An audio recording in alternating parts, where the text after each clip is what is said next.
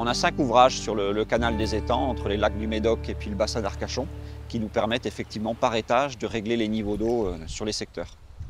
Donc là, Franck, on est capable ici de gérer tout le débit, toute la sortie. C'est là que ça se fait. C'est là que ça se passe pour gérer les débits vers le bassin d'Arcachon. Voilà, on est au milieu de l'automne, l'été vient de passer, on a les premières pluies d'automne qui arrivent, donc là on va commencer à remettre du débit vers le bassin d'Arcachon. Donc voilà, on ouvre légèrement les vannes et on va le faire progressivement de jour en jour.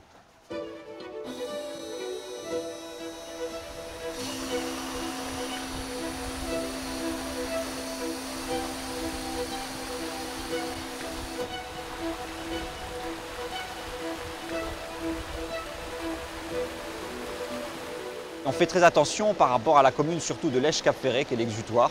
En fait, tous nos ouvrages sont adaptés pour que même si on ouvre au maximum, jamais ça ne déborde, même en grande marée, au niveau de Lèche-Cap-Ferré. Il n'y aura jamais de raz-de-marée dévastateur. Voilà, alors il faut faire attention quand même aux surcotes de la mer au niveau du bassin d'Arcachon. Mais en tout cas, nous, on est extrêmement vigilants là-dessus.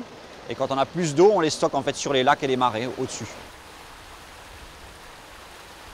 Alors justement, est-ce qu'on a une vision un petit peu de la stratégie à venir, dans un avenir, j'entends, proche, compte tenu de différents facteurs que vous évoquez? La stratégie est un peu complexe avec le changement climatique parce qu'on ne sait pas exactement quelles espèces vont être encore là dans les décennies qui viennent, lesquelles vont arriver.